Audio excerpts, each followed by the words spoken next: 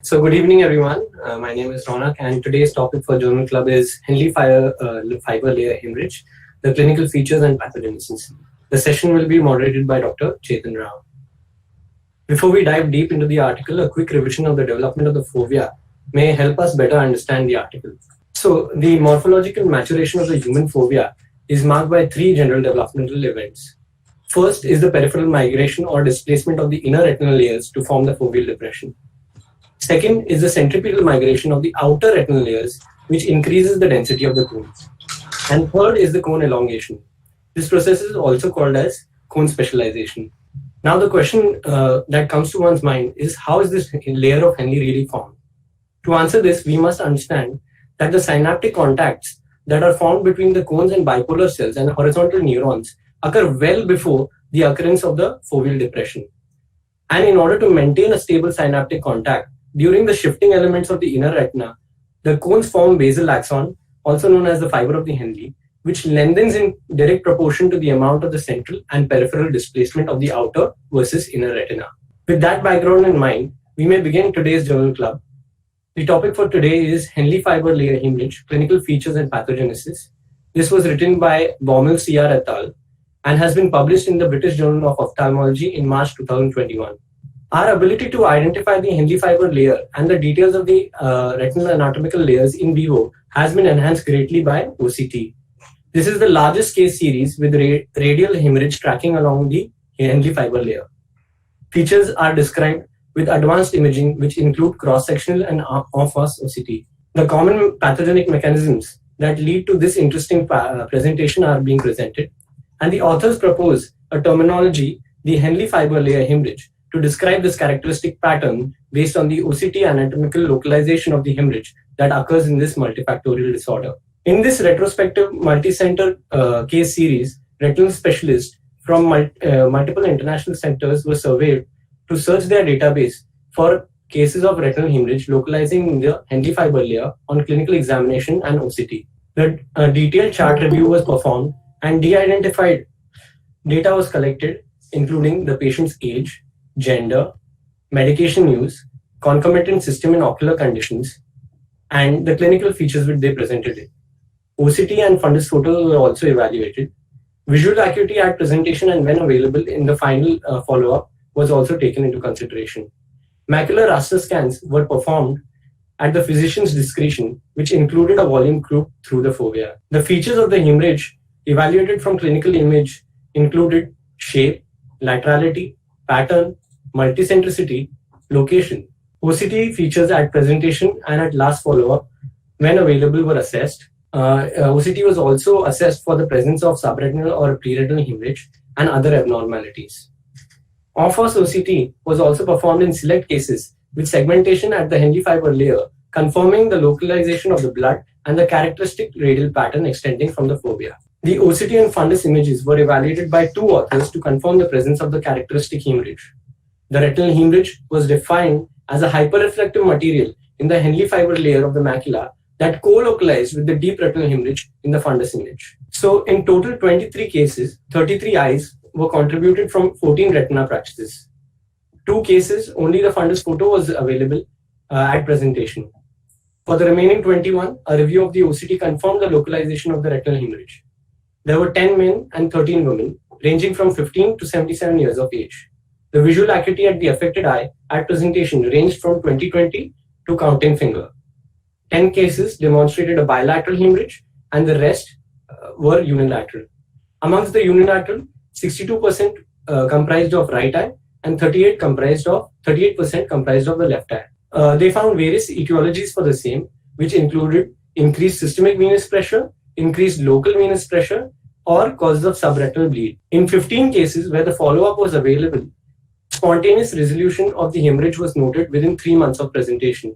A residual hyperreflective vertical line at 6 to 12 weeks post-presentation was present in 3 cases. This was presumed to be a sign of old Henle layer hemorrhage. In 4 cases, they found ellipsoid zone loss in the perifoveal region. And in 2 cases, the hemorrhage was also associated with PAM and AMN. In this slide, you can see the photograph of a middle-aged woman with the hemorrhage and CRBO associated with PAM.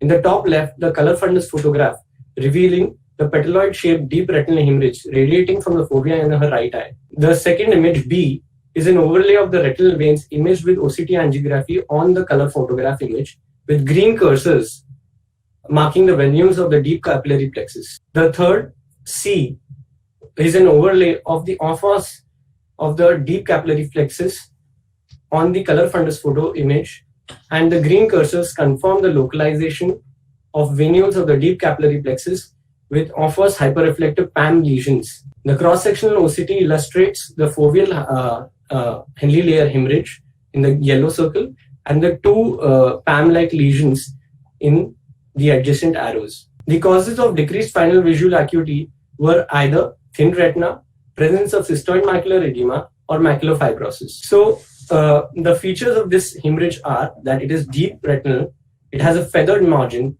it is petaloid in shape, it has radial orientation, and is pericentral in location. So why do we see this distinct pattern? Why the petaloid distribution and why the feathery margins? The answer to this lies in the anatomy of the Henle fiber layer. Outside the fovea, the fiber layer orientation is vertical and not radial, and therefore the morphology of the deep hemorrhages that occur are usually round. And in the fovea, there is an oblique orientation of the fibers in the Henle fiber layer, coursing at an angle, which causes the petaloid or the teardrop shaped appearance of the hemorrhage, as well as the feathery margins. Now, is this seen in other pathologies too? Yes.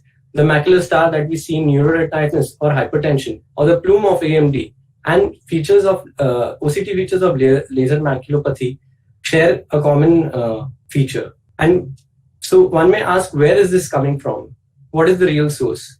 The proposed mechanism of the hemorrhage is analogous to the formation of the exudate around the macula in the star shape. The blood from the deep capillary plexus diffuses posteriorly to track along the densely packed Henle fiber layer, which act as a conduit for blood, lipid, and other material. Here you can see in the right a color fundus photograph of a patient that presented to our clinic, and you can see this characteristic macular star on the right, and on the left top two images are the red free and the autofluorescence. Below is the OCT ophos cube, macular cube, that gives the characteristic appearance of this macular star. Just like this macular star, the blood also can appear like this, except it has a lesser hyperreflectivity. So the risk factors for such a disorder are of two types. Either it is pressure dependent or pressure independent. Pressure independent comprises of local choroidal vascular disorders. Pressure dependent would be further subclassified into systemic or local. Systemic would be due to either an increased intracranial pressure or anesthesia-related complications, and local would be due to an RVO or MACTEL. The etiology for this presentation is multifactorial. It can either be due to an increased systemic venous pressure, which is caused due to intracranial hemorrhages, either due to trauma or an aneurysm. It can be due to anesthesia, which could be general or epidural. Valsalva, trunk trauma, and hypertension can also cause increased systemic venous pressure, leading to this disorder. Increased local retinal venous pressure can also cause this kind of a manifestation, which could be either due to CRVO, BRVO, compression retinopathy, trauma, post-sphincterectomy with gas use, and MACTEL type 2. And in some cases of subretinal bleeding, either due to a myopic CNVM type 2, neovascular AMD, and PCV, this was also seen. So what are the OCT features?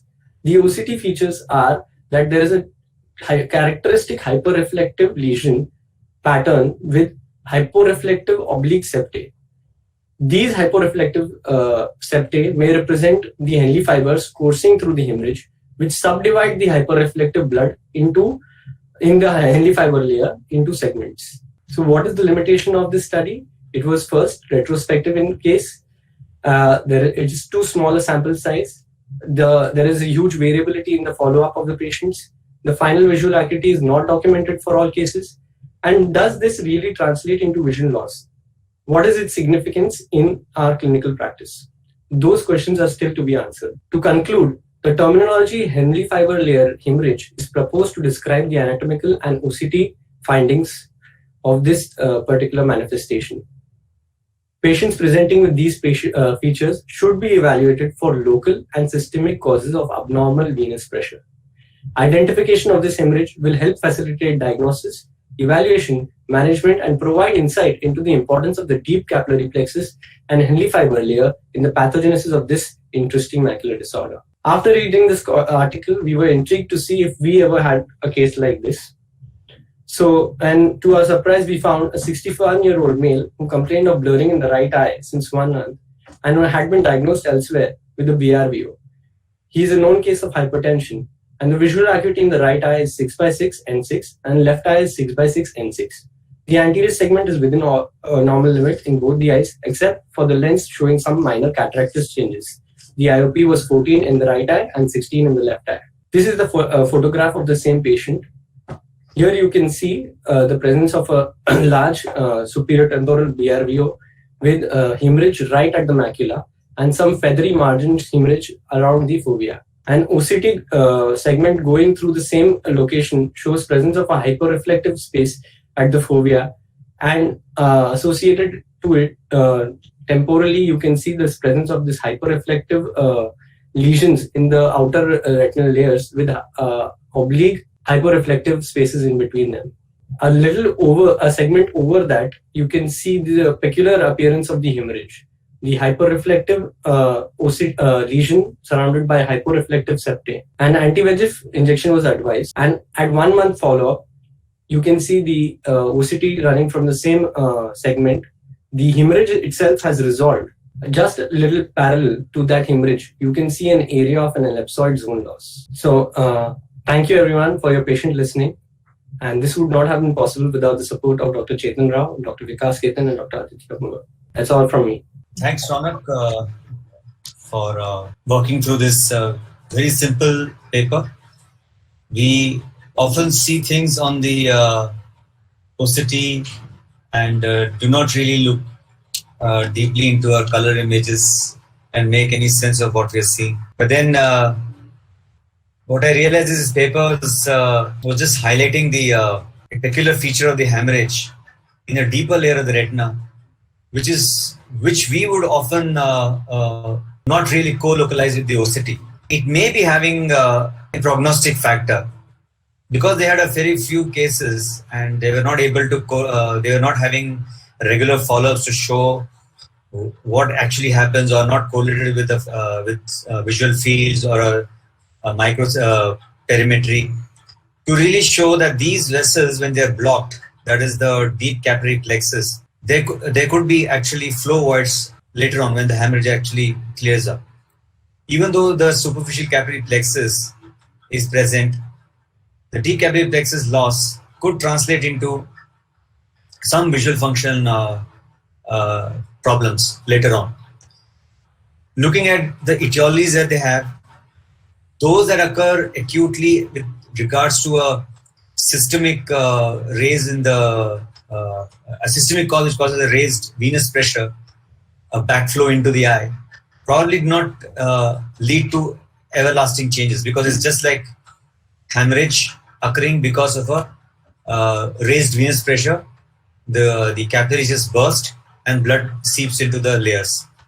Whereas those where there are actual vascular abnormalities, such as when we have a branch retinal vein occlusion or a retinal vein occlusion, central retinal vein occlusion, or even for that matter things like sickle cell retinopathies or anemic retinopathies, where we have these capillary level pathologies affecting the deeper capillary layers. We show that these patients will end up with some visual loss depending on the amount of and the extent of damage around the fovea. So if we had to do a macular sensitivity pattern, there will definitely be some loss in sensitivity in these areas where there had been a previous deep capillary hemorrhage. I mean deep capillary level bleedings and hemorrhages. Because when we do an angiography, we are not seeing the deep capillary plexus, but we do see the superficial capillary plexus very beautifully. And many a times we see if there is, we really don't see damage in many of the cases. And hence we assume that things have become better. We see collaterals developing when the central retinal vein occlusion gets better or the branch retinal vein occlusions get better. But most of these collaterals happen much in the superficial capillary plexus and superficial layers than the deep capillary plexus, because the deep capillary plexus seems to have very less resilience. Once lost, it's lost. So a hemorrhage, what happens in these cases are probably a high level of damage to an already damaged capillary, or maybe in the course of the disease it gets worse and ends up with a. So if you had to do an OCT later on, OCTA actually later on, I mean the deep capillary plexus segment, we'll probably see less vessel density and shorter vessel length of the deep capillary plexus, because they are more. If you look at the capillary density in a typical OCT in a normal capillary plexus, the superficial capillary plexus are less denser in number than the deep capillary plexus, which are pretty densely packed. So even if a loss of a large area of deep capillary plexus occurs because of these diseases, we will probably see some functional loss. So that's why this paper was very intriguing, and I thank Raunaq for doing a lot of research and coming up with these nice cases. If there are any comments, it is open to the audience. I have a comment, Chetan, if you may. Yes, ma'am. Please go ahead. So first of all, congratulations, Raunaq, for this very interesting presentation.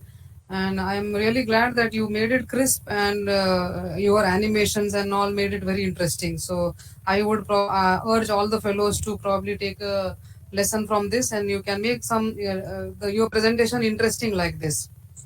Thank you, ma'am. So second thing is, so it is an interesting entity that you presented, but why is it that we do not see it very commonly? You might have seen many cases of vein occlusions and other vascular disorders. How often have you seen this entity? If I may answer. Yes, please. Yeah.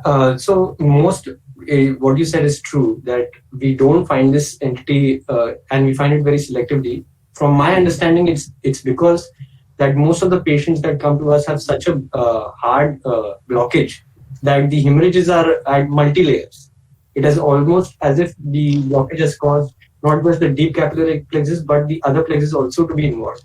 And so in the presence of the entire system being involved, it's hard to find the selective appearance of this hemorrhage. Correct. I think your logic is correct. So there are two elements which are essential to have this kind of a presentation. First thing is that you should have a normal anatomy at the macula. So you must have that Henle's fiber layer which is compact with compartmentalization by the fibers. If you have already a kind of a macular edema, or where the Henle's fiber layer is already disrupted by some fluid accumulation, etc., like often we see in CRVO, BRVO, or diabetes, etc., then obviously your hemorrhage is not going to remain contained in the compartments, and it is going to spread. So first thing is you should have a normal compact macula. And second thing is what I feel what you said is very correct. There should be a controlled increase in the venous pressure. It is not if there is a sudden too much increase in the venous pressure, then obviously you will have splashes of hemorrhage throughout all the layers. So probably this occurs in a setting where there is a very controlled elevation, like maybe some compression retinopathy or some blunt trauma, which is not a very severe trauma. So in such a situation, if there is only controlled pressure rise, then you may have some seepage of blood only in the Henle's fiber layer from the deep capillary plexus, sparing the rest of the layers. Very nicely presented, Raunaq. I think that is a sign that most of us tend to ignore, because we are so overcome by the dramatic presentation of superficial retinal hemorrhages in most cases of BRVO. And these are the patients who are likely to have the Henle's layer hemorrhages as well. But yes, it's an interesting observation, and these findings are akin to the dark dot and blot hemorrhages that you would see in the periphery when you see something progressing to ischemia. So probably if we look at those eyes where you have very deep dark hemorrhages in the periphery, and we look a little more closely at the macula, we are likely to see these changes at the fovea as well. But otherwise, very nicely done. Congratulations. Thank you, ma'am.